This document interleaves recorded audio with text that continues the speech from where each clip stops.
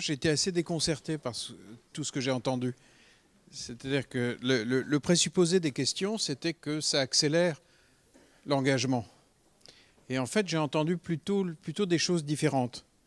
C'est-à-dire, en fait, je suis rentré dans cette pièce avec ce présupposé-là. Et en fait, j'ai entendu des gens qui disaient « Ah, mais mettre mon nom alors que je peux engager mon entreprise, que l'AI réputation, ça existe, que donc je vais hésiter. Donc ça va être plutôt un frein. » Et puis en écoutant, je me rends compte qu'on est obligé, en fait, lorsque j'entends, de dégrader le mot engagement pour arriver à répondre oui. C'est-à-dire, au fond, on est obligé d'en arriver à ou bien je clique, mais tout ce que j'ai entendu, ça ne me semblait pas évident que c'était le lieu de l'engagement. C'était le lieu de l'information, de plus de diffusion, de plus de vérification, mais ça ne semblait pas forcément évident que c'était le lieu où l'engagement réel se contracte.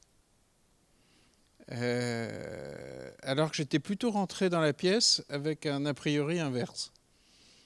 Et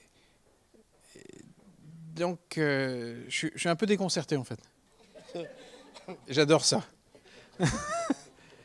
J'adore ça parce que dans le mouvement des zèbres, je me suis rendu compte que les seuls, quand on utilise les réseaux sociaux, le numérique, ce qui provoque réellement de l'engagement au sens de passage à l'acte, ce que vous disiez au début, c'est-à-dire entre mes opinions et ce que je fais, c'est en réalité, c'est la diffusion de vidéos, d'émissions de télévision, où il y avait de très très bons avocats de leur cause, où là on a vu des engagements réels.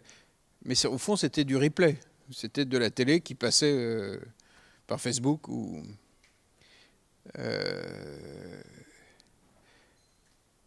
Donc après avoir écouté tout le monde, oui, plus d'infos, oui, plus d'offres, oui, de la facilité, mais comme si cette facilitation n'aboutissait pas justement au fait de contracter. Est-ce que ça veut dire que tout ça est encore très neuf, que la réflexion n'est pas suffisamment aboutie, que les outils ne sont pas...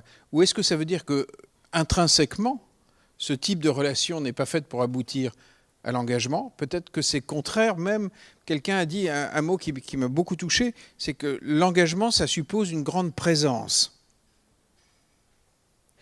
Or, on n'est pas extrêmement présent quand on utilise du monde numérique qui est très distrayant, ce n'est pas un outil de très grande présence.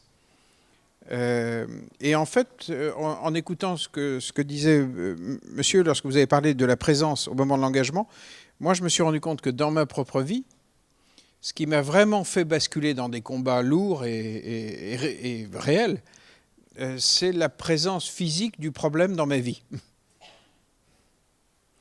Où là, tout à coup, vous avez devant vous un gamin qui est en CM1 et qui ne sait pas lire. Comme il joue avec votre gosse et que vous essayez de leur faire les leçons et que vous apercevez que vraiment il ne sait pas lire, là, c'est un gosse quoi, qui est chez vous et qui goûte. Et c'est très puissant, quoi. Alors que la diffusion de ce type d'informations sur la toile, je la reçois, mais ça ne me fait pas bouger, quoi. Est-ce que les outils qu'on a imaginés jusqu'à présent pour inciter les gens à s'engager sont mûrs? Ou est-ce qu'ils sont encore balbutiants? En tout cas, ça ne me semblait pas évident. Et c'est vrai que ce qui m'a vraiment frappé, c'était l'écart qu'il y avait entre ce qu'on disait et le présupposé des questions. On tenait pour acquis que ça allait faciliter, que ça allait accélérer, que... peut-être pas.